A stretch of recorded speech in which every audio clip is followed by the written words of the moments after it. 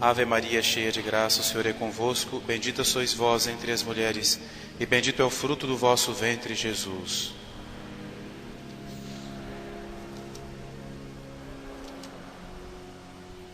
Ó Maria concebida sem pecado, Santo Inácio de Loyola, Santa Teresinha do Menino Jesus, em nome do Pai, do Filho e do Espírito Santo. Amém.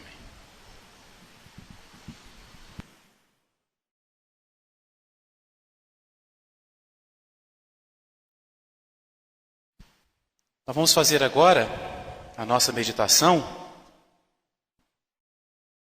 seguindo o conselho de Santo Inácio. Santo Inácio chama essa meditação de duas bandeiras. Santo Inácio usa muito a linguagem militar. Então nós vamos usar o conselho que Santo Inácio nos dá, e daí nós vamos falar também de outras coisas. Duas bandeiras que Santo Inácio considera, ele manda que nós usemos até a nossa imaginação, não é? A nossa imaginação, a gente sabe que ela não é muito de ficar parada, né? A gente vem para a igreja e ela sai passeando pela cidade. A gente pega o texto e a imaginação fica rodando pela casa, vai na casa do vizinho. Quando a gente vê, estou na Salve Rainha, que mistério que eu rezei, que a imaginação ficou passeando. Santa Teresa fala que a meditação é a doida da casa.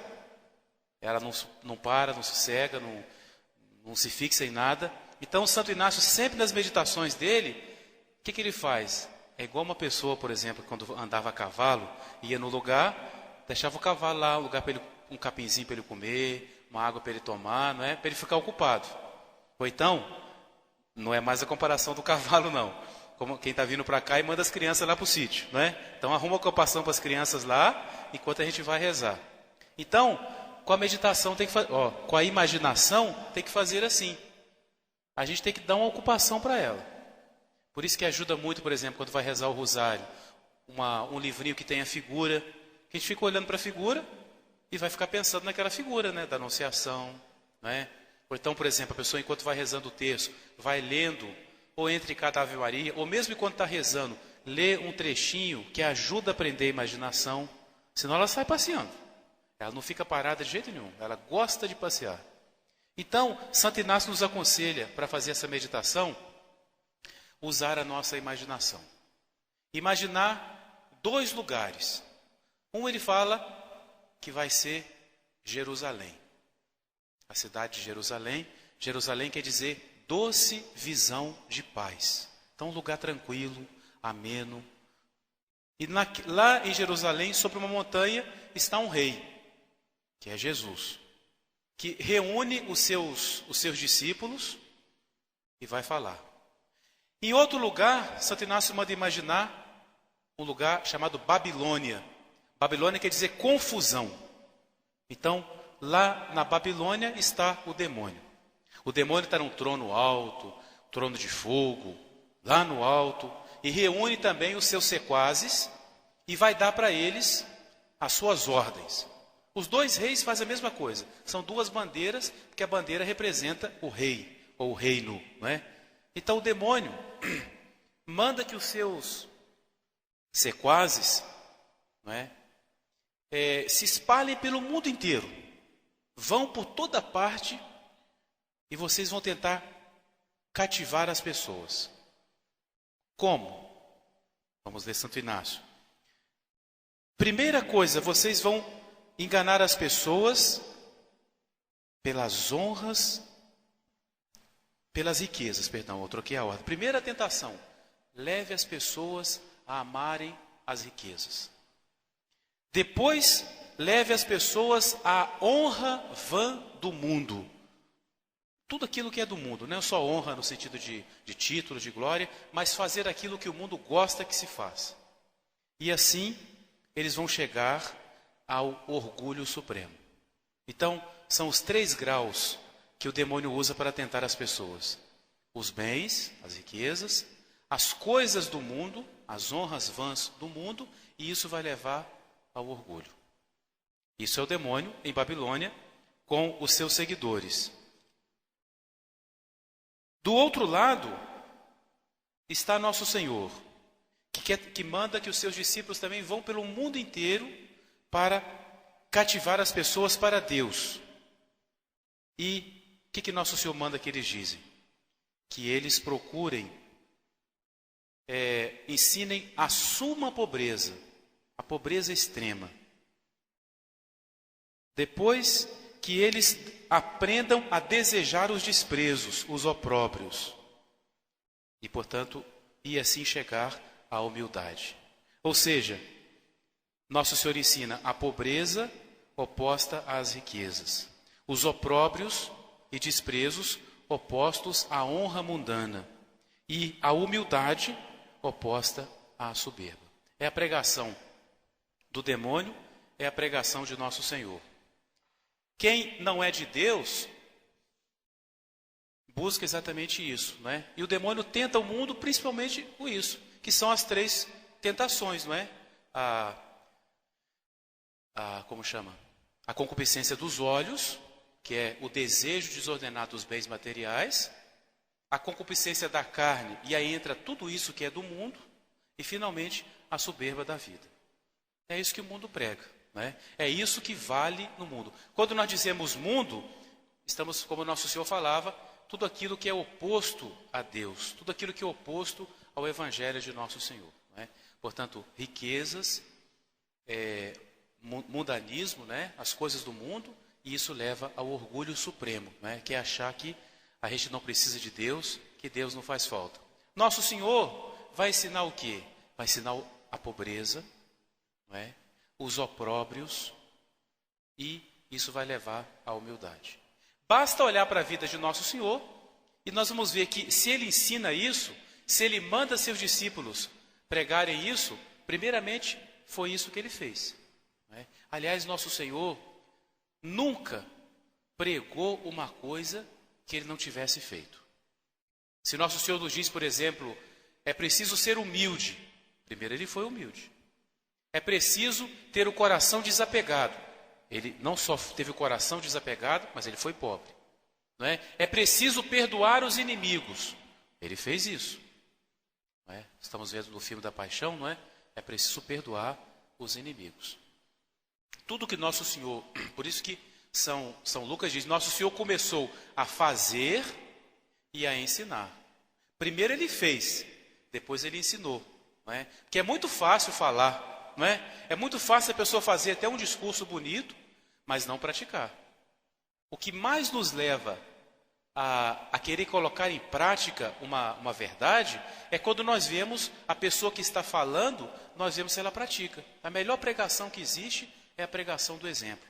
Isso serve para a igreja, serve para dentro de nossa casa, não é? Aquilo que a gente quer ensinar para os filhos, primeiro nós fazemos. Aí o efeito é outro. Por exemplo, não tem, acho que vergonha maior que um pai pode passar, ou uma mãe, quando fala com o filho, menino, está na hora de ir para o catecismo. Aí a criança vira e fala assim, por que eu tenho que ir no catecismo e o senhor não vai? Pode ser até uma resposta mal criada, não é? Mas por trás dessa resposta tem uma verdade. Tem que ir na missa. Ou então, por exemplo, o pai que traz a esposa e os filhos deixa na porta da igreja e vai embora. A criança chega ao ponto que ela fala, não vou não, vou ficar com meu pai. Por que eu tenho que ir na missa se meu pai não vai? O que ele tem melhor do que eu? Não é? O exemplo. Não tem nada que conte mais do que o exemplo. Né? Então, é importante isso. E Nosso Senhor fez isso.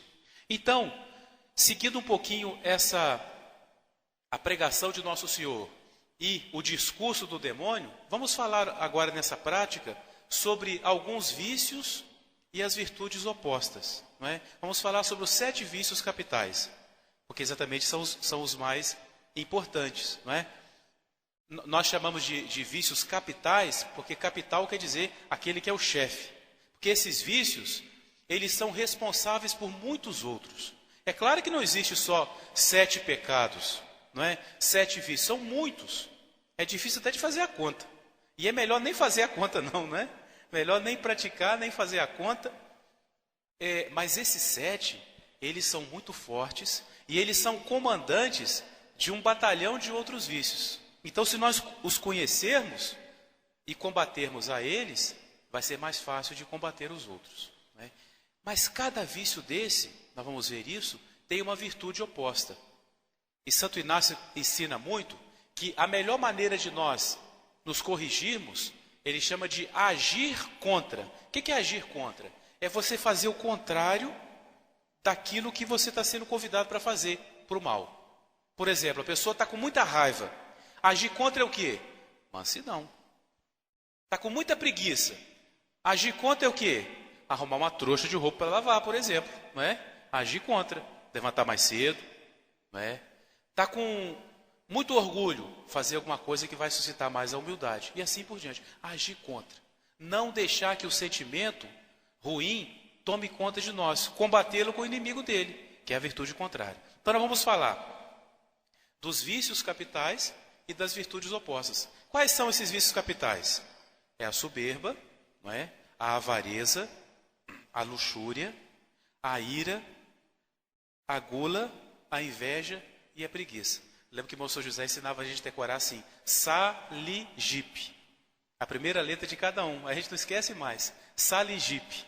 S de soberba, A, avareza, L, luxúria, I, ira, G, gula, I, inveja, P, preguiça. Saligipe. Pronto, ninguém esquece mais os vícios capitais, não é? A soberba, nós vimos que o pecado do demônio foi um pecado de soberba, né? A soberba consiste em quê?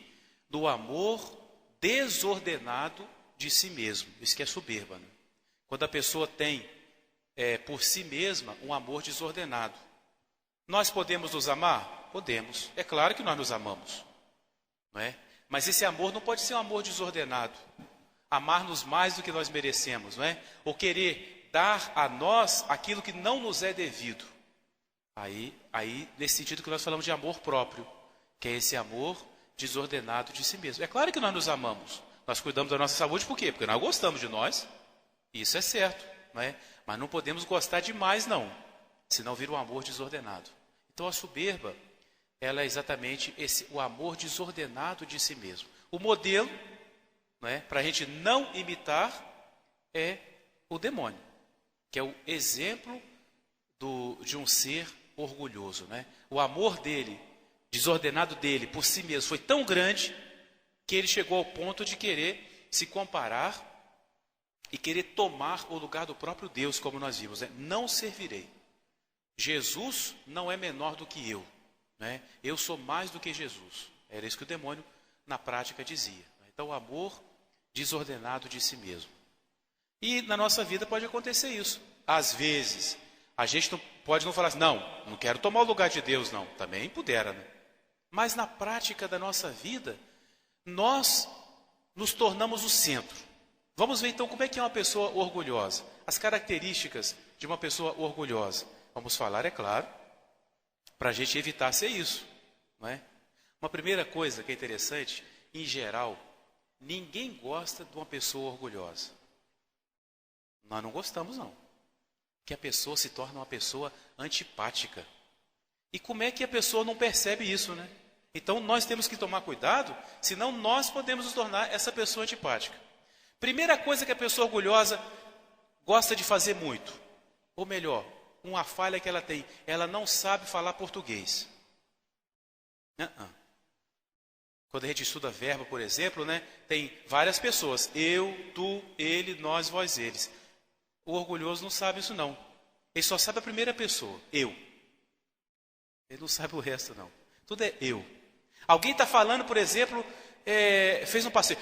Porque eu fiz esse passeio também, não sei o quê. Aí fala, porque eu passei lá, eu, por exemplo, e botam por exemplo, né? O que é por exemplo? Por modelo. Eu, por exemplo, faço assim, ou seja, eu sou o modelo. A gente fala sem pensar, né? E quando fala sem pensar, está até meio desculpado. Né? Mas é aquela pessoa que só fala de si. Ela não consegue olhar para os outros, não. É só de si. E, em geral, o orgulhoso tem problema de ouvido. Então ele não fala português, é todo ruim. Não sabe português, tem problema de ouvido. Ele não sabe ouvir, é só falar. Já viram que tem gente que é assim? Vai conversar, não conversa não, a gente ouve porque ele fala o tempo todo. A gente está falando, corta no meio para contar outra coisa. Aí quando terminou a gente tenta falar, ele entra para contar outra história. E só ele que fala. Só as histórias dele que valem. Conclusão, quem é que gosta de uma pessoa assim? Em geral, o orgulhoso tem poucos amigos. Só quando ele encontra uma pessoa muito humilde, não é? Que sabe ouvir muito, que tem muita caridade, é que vai ser amigo dele. Porque se for humanamente mesmo falando, não vai ter muito amigo não. Aquela pessoa que só pensa em si. Não é? Eu, por exemplo, porque eu fiz tal coisa. Uma vez, numa revista de esporte, teve um técnico aí de futebol que não quis contratar um jogador não. Ficou todo mundo revoltado. Ele falou isso: eu não contrato jogador que só conjuga o verbo na primeira pessoa, que só fala eu faço, eu quero. Ora, se no futebol isso vale, na vida cristã, não é? Pensar no outro, a caridade exatamente leva a pensar no outro. O orgulhoso não, ele pensa em si. Ele é uma pessoa muito egoísta. O que é egoísta? A pessoa que se coloca o eu dele no centro, né? Egoísta. Então ele é egolatria. Egolatria é o quê? É cultuar a própria pessoa. Fica na frente do espelho. Eu sou eu mesmo, né? Fica quase que batendo palma para si na frente do espelho, né? Igual a mim não tem outro não. Só falta aquela história de espelho, espelho meu, né? Pessoa convencida de si mesmo, né? Olha para todo mundo para baixo assim. Ela está no alto, ela é a tal. Ela, a pessoa. Porque o homem também pode ser orgulhoso, né? Então, o orgulho leva a pessoa a não pensar nos outros, a fazer pouco caso. Aquele fariseu, não é? Que o nosso Senhor conta na parábola, que entrou para rezar. Era um exemplo, o típico orgulhoso. Senhor, eu vos agradeço porque ele rezou a ladainha das próprias excelências, né? Das próprias qualidades. Eu não sou como os demais. Ele julgou todo mundo. Os demais são ladrões, adúlteros, não pagam dízimo, não fazem jejum. Eu não. Eu pago jejum, pago dízimo, eu faço jejum. Enfim, eu. E viu lá um publicanozinho lá atrás. Nem como aquele publicano ali. Julgou sem conhecer. Então o orgulhoso, ele está tão convencido de que ele é muito bom, que ele despreza todo mundo. Ele, se ele pudesse, ele se colocava em cima de um andor e saía em procissão pela rua, não é? Ele é cheio de si. Orgulho. Sabe o que quer dizer orgulho? Orgulho quer dizer inchaço. Uma coisa é quando a pessoa é meio gordinho, não é? Tem gente que é mais gordinho.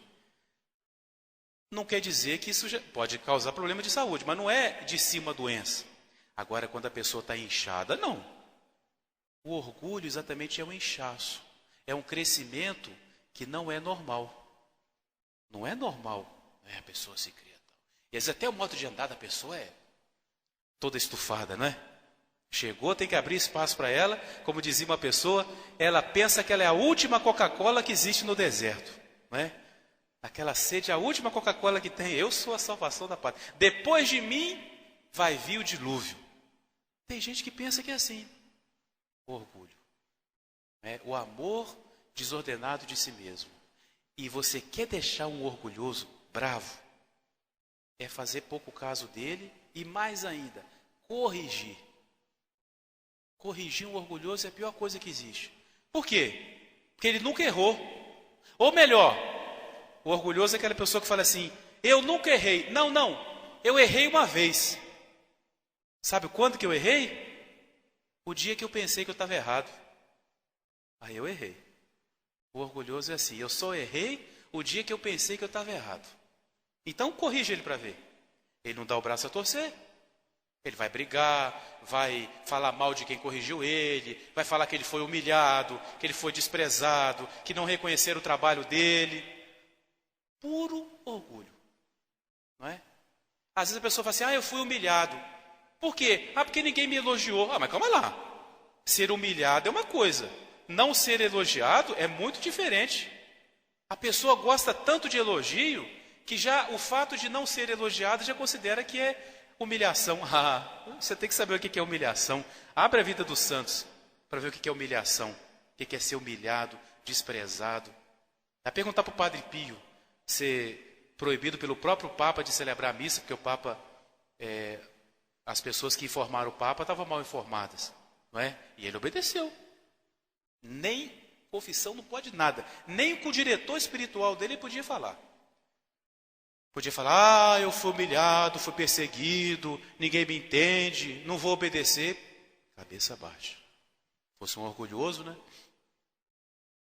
Como Martim Lutero, né? O Papa mandou ele se corrigir, o que ele fez? Pegou a carta do Papa e rasgou na frente da igreja para todo mundo ver na praça. É o orgulhoso, que nunca errou.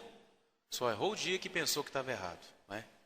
Então, é muito difícil quando alguém precisa corrigir uma pessoa orgulhosa. E quando um orgulhoso, então, tem que corrigir o outro, coitado do outro. Porque ele pisa em cima mesmo, né? Então, é o orgulho. O contrário do orgulho é exatamente a virtude da humildade. A humildade, se o orgulho é o amor desordenado de si mesmo, a humildade é o quê? Ela é o conhecimento exato do que nós somos.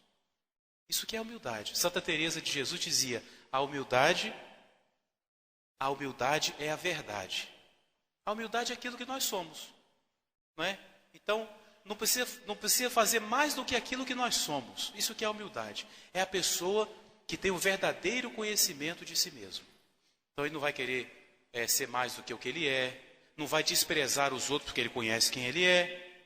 Não vai falar mal dos defeitos dos outros porque ele conhece seus próprios defeitos. Se ele for corrigido, ele vai agradecer porque ele quer crescer, ele quer ser uma pessoa boa, então ele sabe que a correção vai ajudar. E nós vemos na vida de Nosso Senhor e depois na vida dos santos, exemplos tão bonitos de humildade, não é? Santos que foram tão humildes. Tem um exemplo bonito da vida de São Clemente Hofbauer, que era redentorista, né? Ele tinha um orfanato e o pessoal não gostava dele de jeito nenhum. Ele tinha pessoas que eram inimigas dele. Ele não era inimigo de ninguém, mas ele tinha os inimigos dele. Aí um dia, ele precisava lá de mantimento para as crianças do orfanato, então ele saiu à rua para pedir às pessoas. Aí passou-se perto de um bar, tinha lá uns homens bebendo, ele entrou e lá estavam os inimigos dele. Ele entrou e falou assim, olha, eu vim aqui pedir uma esmola lá para as minhas crianças, lá para o meu orfanato. Aí uma pessoa encheu a boca de bebida, cuspiu na cara dele e falou assim, isso aqui é o que você merece. E jogou nele. Aí ele limpou o rosto e falou, bem, isso é o que você tem para mim. E para minhas crianças, você tem o quê? Não se alterou.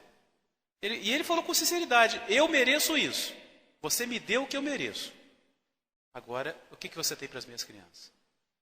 Ah, se fosse um de nós, né? O que a gente não faria, né? Então, os santos pensavam assim. São Domingo de Gusmão, quando ele entrava numa cidade, ele ajoelhava e falava assim, meu Deus, não castigue essa cidade não, que vai entrar nela o maior pecador que existe. Ele era um santo, mas ele se considerava o maior pecador.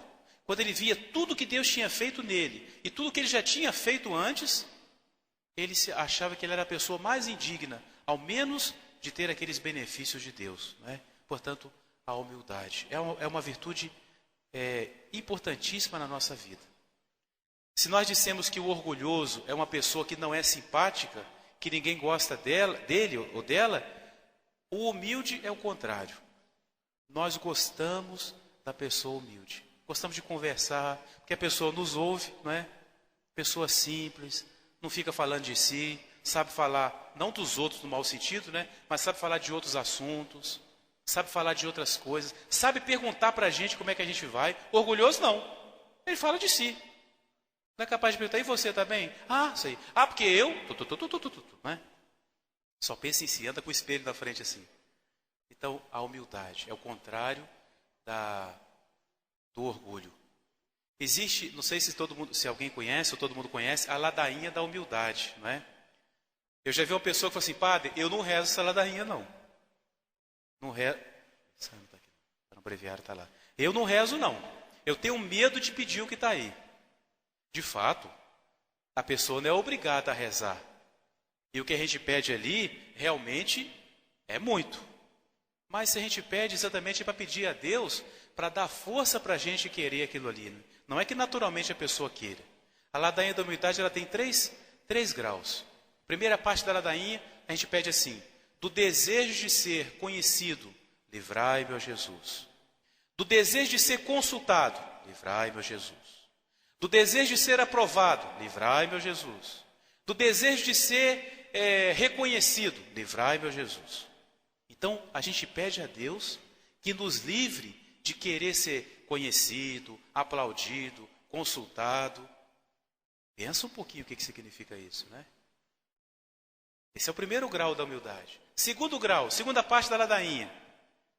Pedimos a Deus do medo, do receio de ser desprezado. Livrai, meu Jesus. Do receio de ser esquecido. Já viu quando é uma pessoa esquecida? Por exemplo, vai sair um grupo de gente, vai embora e esquecemos fulano. A pessoa que fica esquecida fica muito brava. Vocês me deixaram para trás, esqueceram de mim. Então, do medo de ser esquecido, livrai, meu Jesus. É o segundo grau da humildade. Do medo de ser colocado de lado. Nós queremos o primeiro lugar, né? Do medo de ser colocado de lado, livrai, meu Jesus. Do medo de ser reprovado. A gente dá uma opinião, ninguém aceita. Livrai, meu Jesus. Segundo grau. Terceiro grau da humildade. Aí já é mais ainda, né? É pedir a Deus que a gente não deseje as honras, que nós não tenhamos medo da humilhação. Terceiro grau. Que outros sejam preferidos e eu colocado de lado. Jesus, dai-me a graça de desejá-lo. Então, desejar ser humilhado. Desejar ser desprezado. É o terceiro grau, maior grau da humildade, não é? Nós devemos pedir a Deus, sim, que Ele nos faça humildes, porque a humildade é o caminho do céu. Quando nosso Senhor fala isso em tornar-se pequeno, criança, também é tornar-se humilde. Nós não precisamos ter medo. Deus não vai dar para a gente nada que a gente não consiga fazer. E quando a gente vê as humilhações que os santos passavam, eu não aguento isso não. Então pode deixar que Deus não vai te dar isso não. Ele vai te dar aquilo que Ele vê que você aguenta. Por que os santos sofriam mais do que os outros? Porque eles tinham mais força. Também é claro, eles corresponderam mais à graça, se elevaram mais na santidade, e por isso eles acabavam tendo mais força para suportar essas coisas todas. E às vezes os santos faziam coisas só para se humilharem. São Felipe Neri, que era um santo até muito engraçado, né? Ele uma vez raspou a metade do bigode, a metade da barba, só a metade assim, e saiu no meio da rua, gritando como um louco. Todo mundo foi, e ele era muito conhecido, ele era fundador de uma congregação, era um padre muito conhecido em Roma, e saiu dando aquele espetáculo no meio da rua. Todo mundo falou o quê? O padre Felipe ficou doido, varrido, doido de pedra, de rasgar dinheiro do dente. E não era nada, era só para isso. Era só para se humilhar. Ninguém precisa fazer isso não. Mas a gente aceitar as humilhações, não é? Por exemplo, o que a gente pode fazer é ao menos procurar não se elevar, não é? Ficar no nosso cantinho, procurar não aparecer. Cuidado com a humildade de anzol. Conhece, né? Existe a humildade de anzol, que é uma falsa humildade. O que é a humildade de anzol? É a pessoa que fica pescando elogio. Por exemplo, né? Vamos supor, uma dona de casa fez lá uma comida, não é? Aí chega a pessoa e fala assim, ela fala assim, olha, não sei se ficou muito bom não, tá? Ai daquela pessoa que disser que não ficou bom. Então falou por quê? Você não pode falar que não ficou bom, não é? Não sei se ficou muito bom não, tá? Não deve estar muito bom. Aí a gente fala, não, ninguém faz isso como a senhora. Fica toda boba, né? Engorda uns 2 quilos na hora, fica toda feliz. Agora você fala assim, realmente não está grande coisa não. Que falta de educação, falta de etiqueta, vai na casa da gente e fala mal. Mas você não perguntou? É claro que a gente, até por humildade, não deve falar assim, né? Mas a pessoa fica puxando elogio, fica. Olha, não sei se está direitinho isso aí, não é? Eu não, procurei fazer, mas não sei se está muito bem feito, não, fiz bem correndo. Não, fulano, está muito bom. Ninguém faz essa obra como você. A pessoa fica toda feliz. Humildade de anzol. Portanto, é uma falsa humildade. Não é? Humildade não quer dizer só andar de cabeça baixa, não. O importante é o coração. Às vezes a pessoa pode procurar ter uma aparência humilde para todo mundo falar, olha como que aquela pessoa é humilde. E ela fica lá, cabecinha baixa, mas falando que beleza, estão me elogiando. Não é? O importante é o coração da pessoa, né? Uma humildade sincera, uma humildade de verdade. Por exemplo, uma coisa que é muito de quem é humilde, não é? a pessoa reconhecer quando ela erra. Isso é uma atitude de uma pessoa de caráter e uma pessoa que tem a verdadeira humildade. Porque o orgulhoso, ele nunca aceita que ele erra. O humilde aceita. Olha, infelizmente, eu errei. A gente pode errar. Nós não somos deuses. Nem somos o Papa definindo um dogma, então nós podemos errar. Não é? Então a pessoa reconhecer seus próprios erros. Dentro de casa, por exemplo, tem briga que não resolve nunca. Sabe por quê? Porque ninguém quer reconhecer que errou. Aí eu não errei, eu fiz a minha parte. Então, aí eu... Não, mas você falou muito alto. Não, mas você falou primeiro. Reconheça que você errou, que vai acabar a briga. Outra coisa boa, quando a gente vai corrigir alguém, comece por você. Faça o teste em casa. Começa assim, olha, eu sei que eu tenho tal defeito, eu falhei tal dia, não devia ter falado aquilo, eu te ofendi com tal palavra, não é? Então você me desculpa, foi falha minha. A pessoa já fica desarmada. Aí quando a gente corrige a pessoa, ela vai falar o quê? Ah, mas você fez aquilo. Eu já falei que eu fiz. A pessoa fica desarmada. Se a gente vai logo corrigir o outro, a pessoa já está preparada, né? Se ele falar comigo, eu já tenho a resposta na ponta da língua. E aquele dia que você fez a mesma coisa? Se a gente começar por aí, pronto, desarma. A pessoa pode até não aceitar a correção, mas ela não vai ter motivo para brigar, né? Portanto, a humildade, o oposto do orgulho. Segundo vício, nós vamos ser mais rápido, porque senão vai embora o tempo. Outro vício capital, que o demônio tenta os seus sequazes, é a avareza. Avareza significa o quê? O amor desordenado pelos bens materiais. Não significa ter muitos bens, não, hein? Não necessariamente ter muitos bens. Significa o amor desordenado, pode ser pelo dinheiro, pelos bens materiais, pelo carro, pela bicicleta, pela sandália, pelo chapéu, qualquer coisa. Pela panela já antiga, toda amassada, até um apego com aquela panela que quem botar a mão ali, né? Travesseiro já todo furado, remendado. Não, mas é o apego desordenado pelas coisas materiais. Né? Em geral, é claro que esse apego é o dinheiro. Né? Pode ser que a pessoa tenha, pode ser até que ela não tenha, mas ela vive cobiçando, desejando ter mais e mais. Não é? Então é a avareza. Nosso Senhor nos ensina o quê? A pobreza.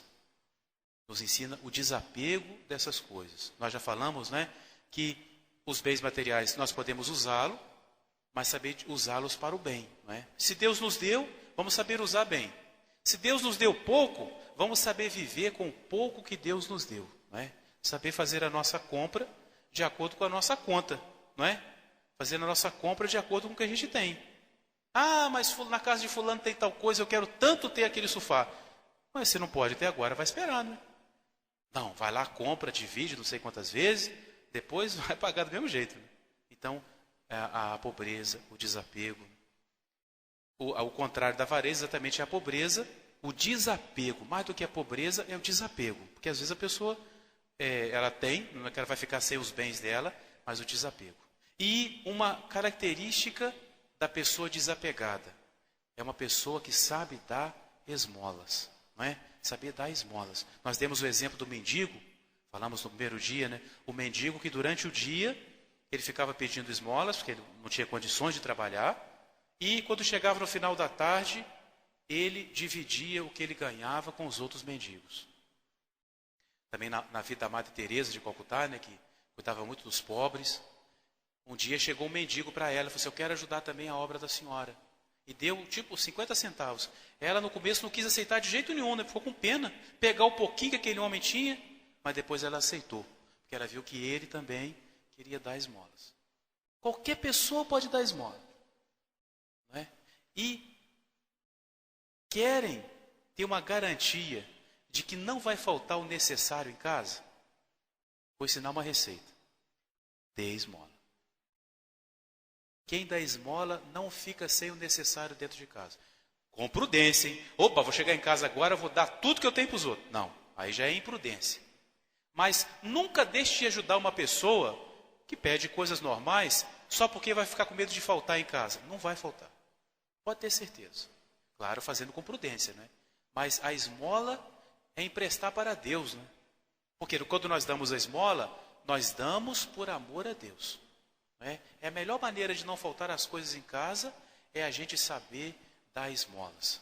Né? A esmola a gente dá de acordo com as nossas posses. E para a gente dar esmola, nós não precisamos chamar um detetive, investigar a vida da pessoa todinha, para ver se realmente ela vai usar bem daquele dinheiro ou não.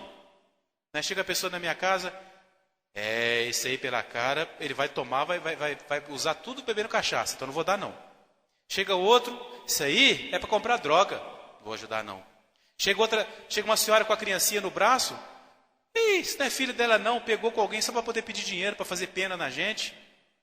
E com isso, cada pessoa que nos pede ajuda, nós temos um motivo para não ajudar, e no final da nossa vida, nós não ajudamos ninguém. Né? É claro que tem gente que é esperta. A pessoa chega assim, com aquele bafo que se riscar um fósforo, pega fogo. Claro que você não vai dar dinheiro para ele, porque vai usar com bebida. Né? Você percebe pelo semblante da pessoa que ela está usando drogas, aí é claro, não é ser ingênuo também. Mas se é uma pessoa que não conhece, por exemplo, eu precisaria de um dinheiro para completar, R$1 para completar minha passagem. Se ela não viajar, o azar vai ser dela. Mas você fez a sua parte. É claro, se você conhece, lá em Campos tem um padre, a igreja dele fica num lugar assim, bem central, então ele falou que o tempo todo vai a gente lá pedir dinheiro para completar a passagem. Aí o que ele fez? Ele combinou com uma pessoa na rodoviária, e ele fala, procura fulano na rodoviária, que ele vai comprar a sua passagem. Muitos vão, outros não vão, porque era mentira. Né? Mas é uma maneira que ele encontrou de ajudar todo mundo que precisa. Você precisa para comprar sua passagem? Então você vai lá na rodoviária, tem lá uma lanchonete e tal, procura seu fulano, que ele vai te colocar dentro do ônibus. E assim ele ajuda as pessoas. Porque acontece, né? Você já imaginou que coisa triste? Você viaja para um lugar, por exemplo, é roubado, fica sem dinheiro para ir embora, aí vai pedir uma esmola, você com essa cara sua, com essa roupa boa, pedir esmola, vai acreditar na nossa história? Não é? Então, às vezes, a pessoa precisa mesmo. Então, saber dar esmola. Mais ainda, se nós temos pessoas conhecidas, um vizinho nosso, uma pessoa, às vezes, que mora num lugar muito pobrezinho, a gente ajudar. Não é? Saber ajudar. Discretamente. Não fazer como os fariseus que tocavam a trombeta, não. Discretamente. Há pouco tempo, morreu na Itália um rapaz. Rapaz muito rico mesmo. Então a família fez o velório dele. É até engraçado falar aqui, fez um velório chique. Um velório de uma pessoa da alta sociedade. Então, a sala do velório era um lugar muito bonito, né? Tudo muito bem enfeitado. As pessoas, quando iam para o velório, quase que combinavam a roupa que ia, para ir todo mundo com a roupa, sei lá, a roupa preta, todo mundo impecável. Né? Dali a pouco, entra no velório uma pessoa pobrezinha, com a roupa toda suja, rasgada, chega perto do caixão, chora. Aí todo mundo fica assim meio assustado, né? Como é que esse homem entrou aqui? Como é que essa pessoa com essa roupa veio ver nosso filho, né? Todo mundo fica assim meio desconcertado. O pai com vergonha, né? Porque os amigos dele ali vendo, será que meu filho era amigo dessa pessoa? Vai embora. Dali a pouco chega outro. Dali a pouquinho chega um grupo de mendigos no velório. Chegam ali, não fazem bagunça não. Chegam, rezam, choram. Aí todo mundo começa a saber, o que está acontecendo aqui? Será que eu errei o velório? O que está acontecendo? Aí o pai perguntou para eles, desculpe perguntar, mas por que vocês estão vindo para cá e estão chorando tanto? Aí eles falaram, o senhor não sabe não? Esse rapaz, ele cuidava de nós. Ele levava alimento para nós. Ele nos dava roupas. Ele nos ensinava a doutrina. Ele sempre nos ajudava, ele rezava com a gente. Ninguém sabia. Mas Deus quis que no dia da morte dele fosse revelado o grande bem que ele fazia. Esse rapaz, fugiu agora o nome, ele está em processo de canonização.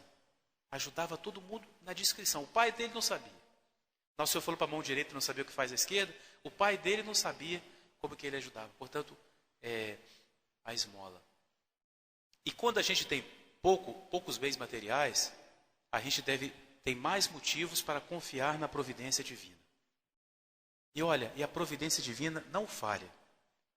Eu gosto sempre de falar da providência divina porque sempre acontece o negócio. Não estou falando para ninguém fazer nada depois não. Mas eu dou esse testemunho porque é verdade. Toda vez, Volto a insistir, não estou falando para depois ninguém vir fazer o que eu vou falar, não.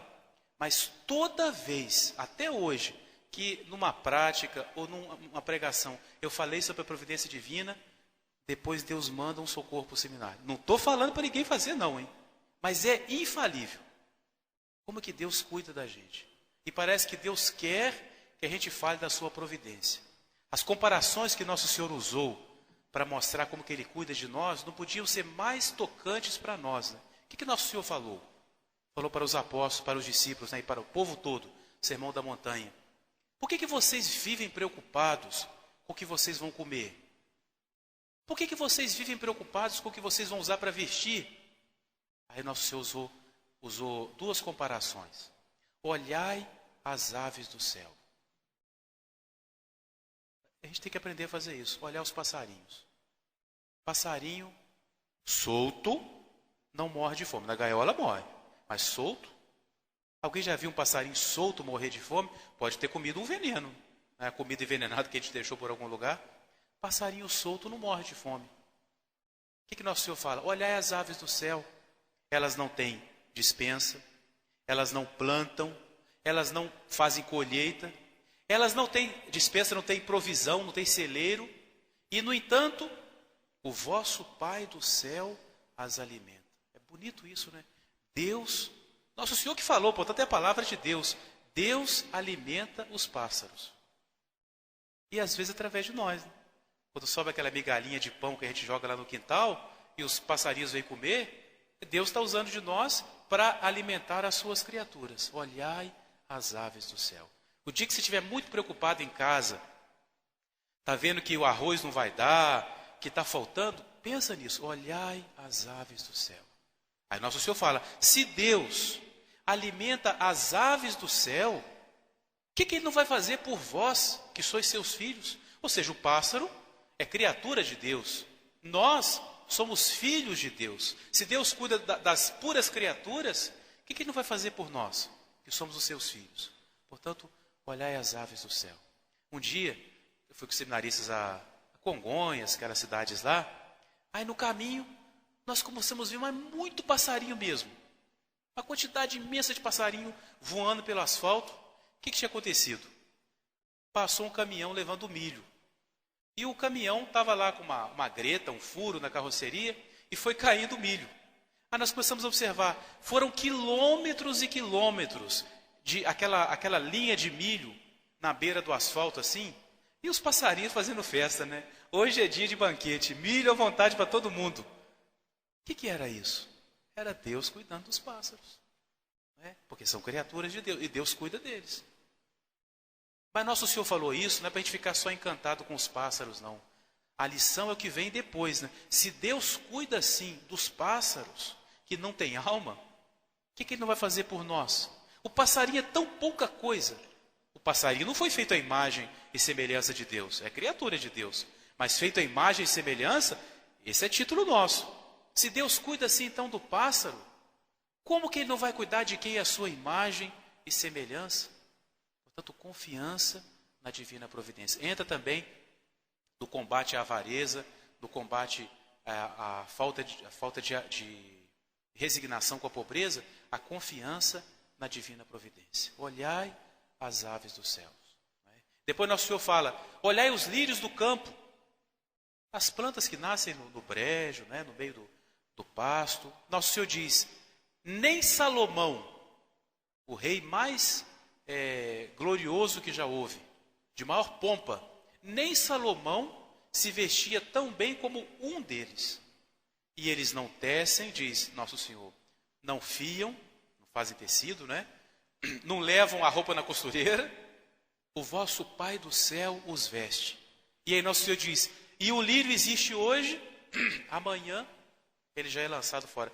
Eu lembro quando eu era criança, eu gostava de pegar a flor e colocar na imagem de Nossa Senhora. Isso parecia uma flor bonita, e ela colhia, quando botava na jarra, murchava. Porque Nosso Senhor falou isso, né? Tem flor que ela dura algumas horas. E Deus faz essa flor tão bonita para durar algumas horas. Deus a veste, não só a veste, mas a veste bem, para durar algumas horas. Aí Nosso Senhor diz, se Deus cuida assim da planta, que daqui a pouquinho já vai ser queimada porque ela vai secar, o que Deus não fará por vós? Não é? Que somos os seus filhos. Portanto, confiança na divina providência. Muita confiança em nosso Senhor. Os santos fizeram verdadeiros milagres por confiarem na divina providência. Né? Um grande santo, que sempre é dado como modelo, né, de confiança na providência divina, é São José Benedito Cotolengo. Ele fundou uma obra que ele chamou de Pequena Casa da Divina Providência. Uma casa para cuidar das pessoas. Só que essa pequena casa é tão grande hoje que ela é praticamente uma cidade. Até linhas de trem dentro da pequena casa dele passa. Mas o nome é Pequena Casa. Se a gente chegar lá e perguntar assim para as irmãs, quantos abrigados tem aqui dentro? Elas não sabem e elas não dizem. Se perguntar o nome da irmã, ela responde, Del Graças. Se perguntar quantas pessoas tem, ela fala, Del Graças. É a confiança total em Deus. Mas, e mais, recebeu uma doação, acabou o dia, não usou aquela doação toda, São José Benedito Cotolengo dizia, pega o que sobrou, distribui tudo. Amanhã Deus manda mais. Eles não guardam nada de um dia para o outro. Isso que é confiança, hein? Sobrou arroz de hoje, sobrou macarrão, dá para os pobres. Amanhã Deus manda mais. Mas tem um segredo. O segredo é que pode ir lá, até hoje, a qualquer hora do dia ou da noite, na Capela do Santíssimo, que tem uma irmã ou um grupo de irmãs rezando, mostrando que confia na divina providência. Tem que fazer por onde também, né? É mostrar que confia. Não é? Sempre tem uma irmã na capela rezando, pedindo a Deus que providencie as coisas necessárias para aquela casa. E assim funciona até hoje a obra de São José Benedito Cotolengo. Uma vez chegou uma irmã e falou com ele assim, Padre José, nós precisamos de comprar mais trigo e não tem mais nada, só tem essas moedinhas aqui. Ele falou, me dá as moedas aí. Pegou as moedas, foi pela janela, jogou fora. Pronto, agora não tem nada, vai rezar. Agora não tem nada.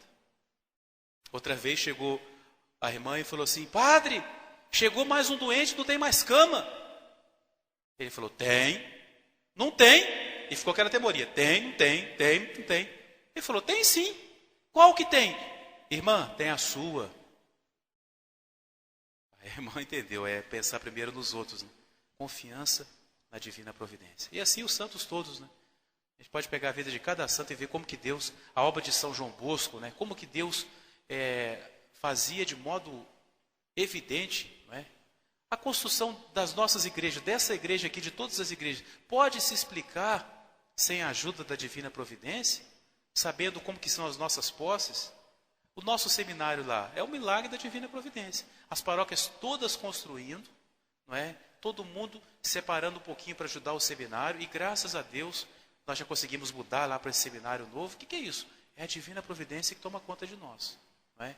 Nós temos que meditar muito nessa página do Evangelho. Olhai as aves do céu, né? Deus cuida dos pássaros, muito mais Ele vai cuidar de nós. Vamos falar só de mais um, e o resto nós vamos fazer na prática de amanhã, para não prolongar muito.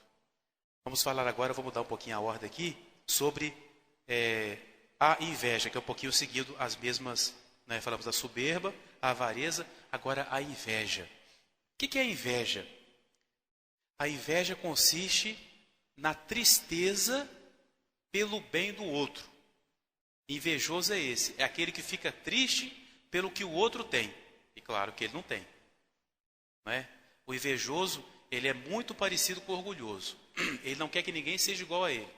Então ele fica triste quando uma pessoa tem o que ele tem, ou então quando a pessoa tem uma coisa que ele não tem. São os dois casos de inveja.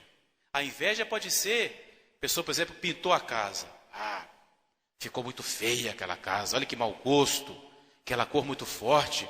Não precisa nem de acender a luz, que a casa está brilhando sozinha. No fundo, o que é? Inveja. Porque, coitado, não pôde pintar a casa dele, né? Então, a inveja está corroendo a ele, né? Coisa feia, que porta horrível, que mau gosto, né? A pessoa fez uma roupa nova, olha que roupa ridícula, que não sei o quê. Inveja. Inveja porque a pessoa tem e ele não tem. E inveja também acontece quando, por exemplo, a pessoa tem uma coisa, aí fica toda feliz, né? Eu tenho tal coisa. Aí outra pessoa viu, gostou, achou bonito. Falou, eu vou fazer para mim igual. Não fez com mau espírito, não. Aí fez, por exemplo, uma roupa, ou pintou a casa da mesma cor. Aí, o que pintou primeiro fica triste, porque o outro fez igual, fala com ele, você é um invejoso, só porque eu fiz. Quem que é o invejoso? É ele, porque ele não quer que o outro tenha o que ele tem. Então são as duas coisas da inveja. A pessoa ficar triste porque vê o bem do outro e ele não tem, e a pessoa ficar triste quando o outro faz igual ele. Se a pessoa cresceu, vamos ficar felizes. Por isso que o modelo para a gente combater a inveja é São João Batista.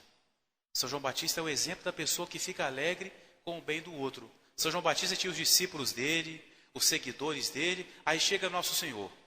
E claro, a função de São João Batista era preparar as pessoas para Nosso Senhor. Então, o que São João Batista pregava quando Nosso Senhor chegou? É preciso que Jesus cresça e que eu diminua. Contrário do invejoso.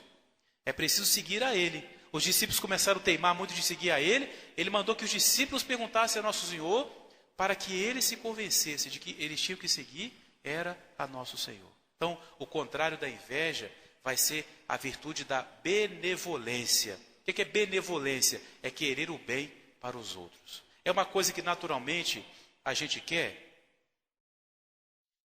Nem sempre a gente quer isso, né? Querer o bem para os outros assim de graça, não é? Mas a virtude da benevolência nos ensina isso, a querer o bem para os outros. Aí entra o que Santo Inácio falou, nós temos que agir contra. Se naturalmente eu não quero isso, eu tenho que me esforçar.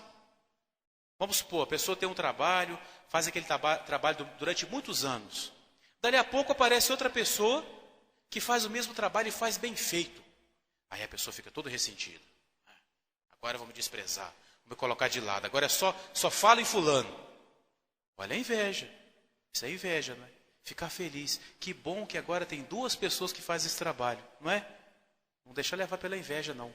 Cuidado que dentro da igreja pode ter inveja também, não é? A pessoa está ali naquele cargo, naquela associação, aí chega outra pessoa, destaca um pouquinho, lá, está querendo aparecer, querendo tomar o lugar dos outros. Será que a pessoa que está querendo tomar o lugar dos outros, ou você que não quer ninguém no seu lugar? Não é? Cuidado com a inveja. Aí na inveja pode entrar também o ciúme, não é? A pessoa fica com ciúme, fica com tristeza pelo bem do outro, fica com tristeza, parece que alguém quer pegar o lugar dele, não é? Isso tudo é vício, isso tudo não agrada a Deus. Nosso Senhor nos ensina o contrário. Nosso Senhor fala, fazei o bem sem esperar retorno. É o contrário da inveja, né? Fazer o bem para os outros, sem esperar o retorno. Fazei o bem até para aqueles que vos fazem o mal. Rezai por aqueles que vos perseguem. Abençoai aqueles que vos maldizem. Então, Nosso Senhor nos ensina o contrário, né?